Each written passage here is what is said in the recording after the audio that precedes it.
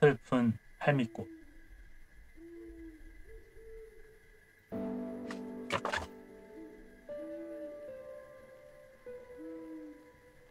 옛날에 홀어머니와 딸 셋이 살았다.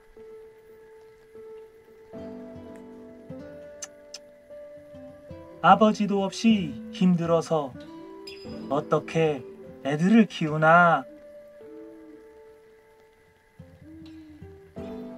아들이라도 하나 있으면 좋으련만. 마을 사람들이 혀를 끌끌 차며 말했다. 그럴 때마다 어머니는 아무렇지도 않은 듯 웃으며 대답했다. 아들보다 딸이 더 좋은걸요.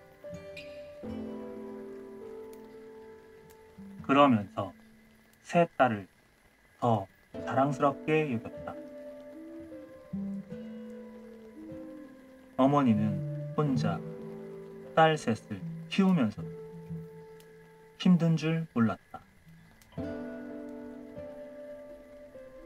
어머니, 제가 할게요. 밥을 지으러 부엌에 가면 첫째 딸이 소매를 벗고 나섰다. 어머니, 좀 쉬세요. 바느질감을 가져오며 솜씨 좋은 둘째 딸이 얼른 나섰다. 어머니, 제가 다 했어요.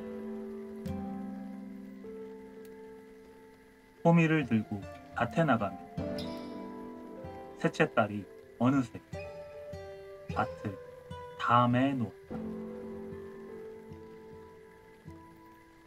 하하호. 울타리 너머 네 식구의 웃음소리가 퍼졌다. 저 집은 어쩌면 저렇게 행복하게 살까?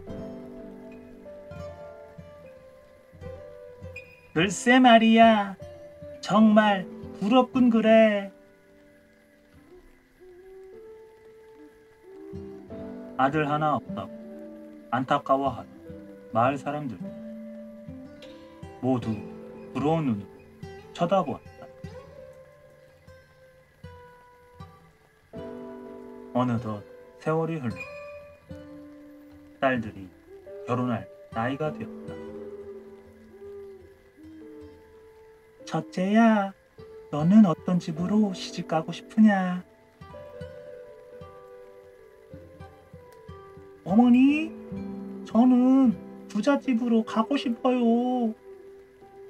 평생 좋은 집에서 배불리 먹으며 살래요. 어머니는 마을에서 가장 잘 사는 집을 알아보았다. 부잣집에 시집 보내려면 분수를 많이 줘야겠지? 어머니는 논과 밭을 모두 팔았다. 그 돈으로 값비싼 비단이며 장롱, 지주까지 사서 첫째 딸을 남부럽지 않게 시집 보냈다. 이제 둘째 딸을 시집 보낼 차례가 되었다. 둘째야, 넌 어떤 집으로 시집 가고 싶으냐? 저는 글 읽는 선비 집안이면 좋겠어요. 마침 이웃마을에 가난한 선비가 산다는 이야기를 듣게 되었다. 가난하다고 해도 선비 집안이니 혼수를 잘 갖춰야겠지? 어머니는 값비싼 물건을 모두 내다 팔아서 둘째 딸도 부족함 없이 시집 보냈다. 셋째야, 너도 이제 시집 갈 때가 되었구나. 네, 어머니. 셋째 딸은 혼자 외로우실 어머니 걱정에 벌써부터 눈물이 났다. 언니들처럼 부잣집이나 선비 집안에 보내야 하는데 그럴 수가 없어. 미안하구나. 어머니, 저는 착한 사람이면 가난한 농사꾼이라도 좋아요. 어머니는 살던 집을 팔아서 셋째 딸을 마음씨 고운 농사꾼에게 시집 보냈다. 세 딸을 모두 시집 보내고 나니 어머니에게는 겨우 오두막 한 채만 남았다. 하지만 어머니는 아무것도 아깝지 않았다. 애들이 시집가서 잘 산다면 더 바랄 게 없어. 그런데 날이 갈수록 딸들이 너무 보고 싶었다. 애들은 지금쯤 뭘 하고 있을까? 어머니는 하루에도 몇 번씩 눈물 지었다. 그러는 동안 얼굴의 주름이 점점 깊어지고 어느새 머리가 하얗게 새었다. 어느 추운 겨울날이었다. 이런, 땔감이 떨어졌네.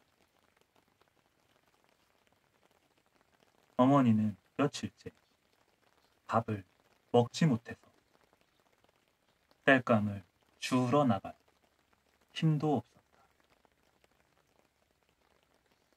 이젠 죽을 때가 되었나 보다.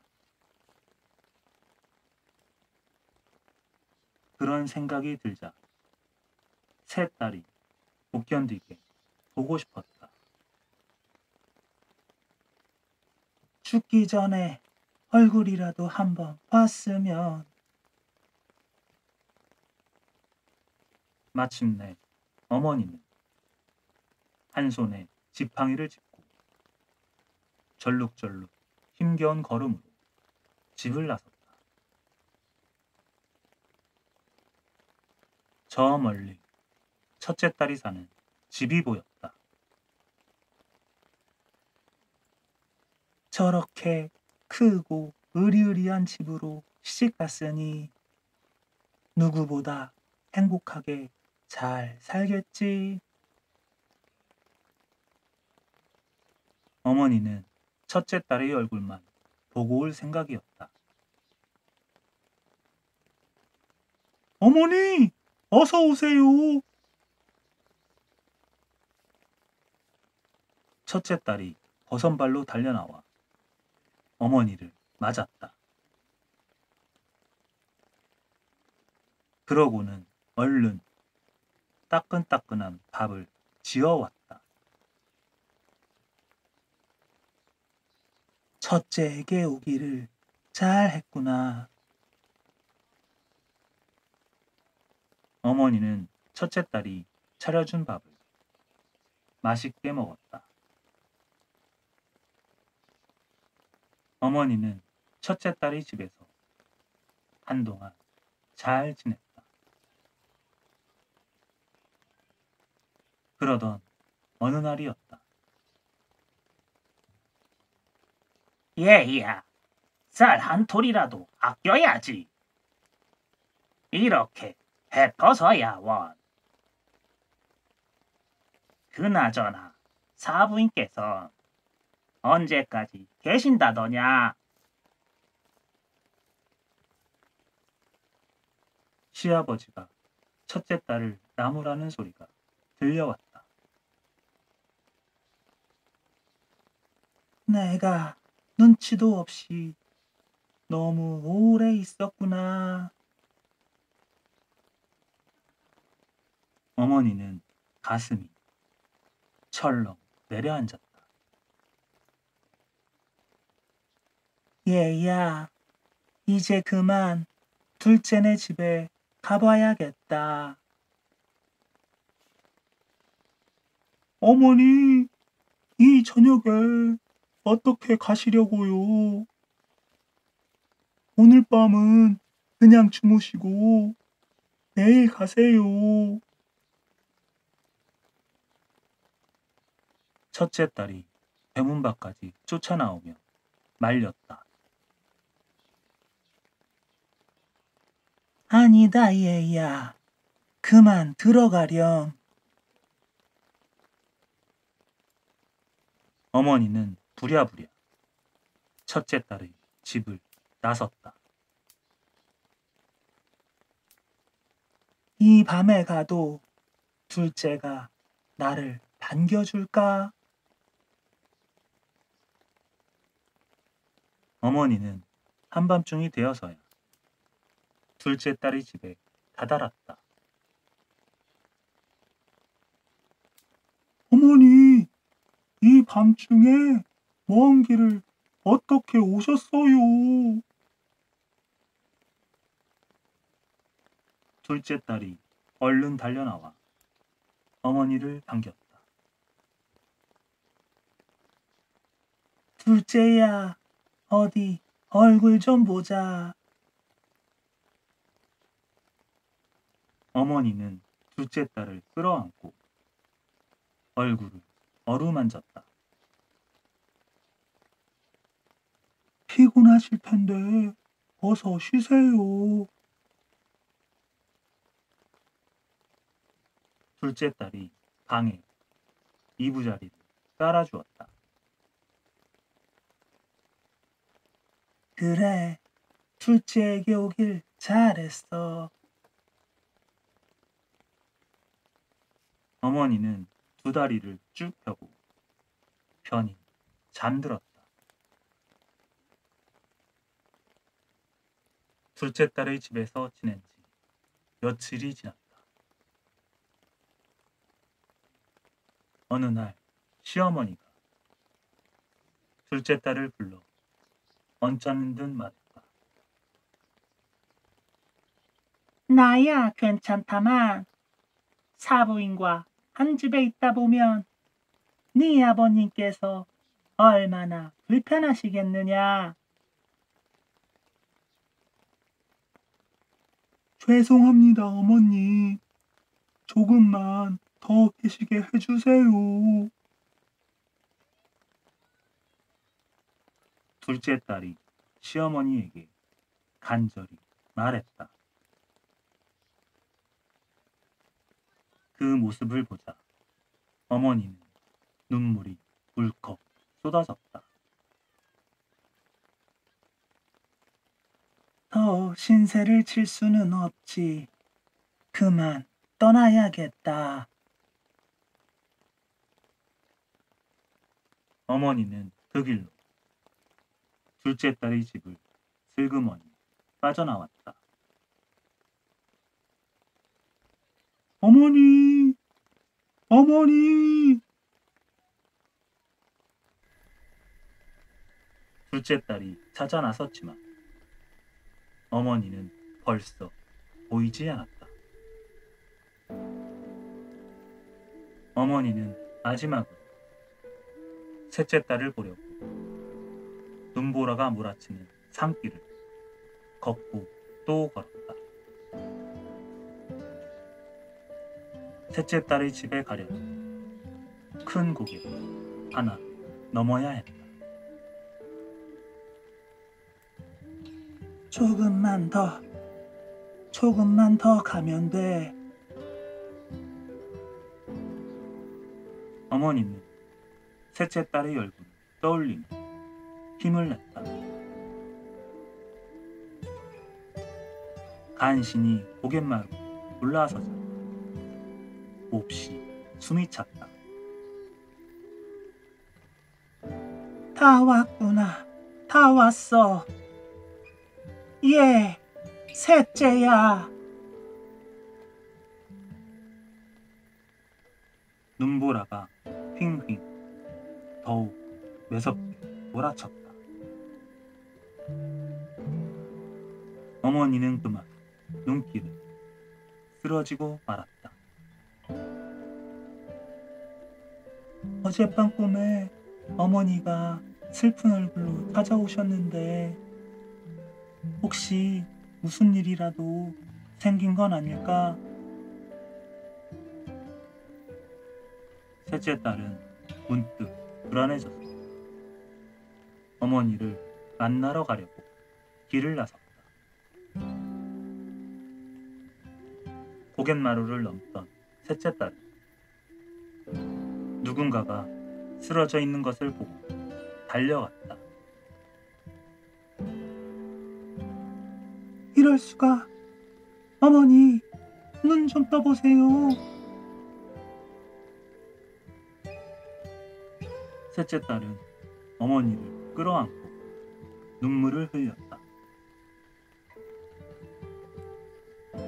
궂은 날씨 때문에 걱정이 되어 뒤늦게 달려 첫째 딸과 둘째 딸 땅을 치며 울었다.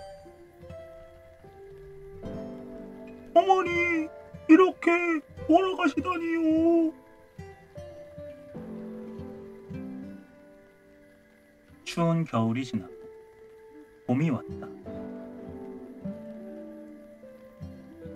어머니의 무덤에도 파릇파릇 새싹이 돋았다. 처음 보는 꽃이네. 허리가 구부정한 게 꼭 할머니 같아. 그 꽃은 마치 셋째 딸의 집을 슬프게 바라보는 것 같았다. 사람들은 죽은 어머니가 셋 딸을 그리워하며 무덤 위의 꽃으로 피어난 것이라고 생각했다. 그리고 그 모습이 할머니를 닮았다고 해서 할미꽃이라고 불렀다고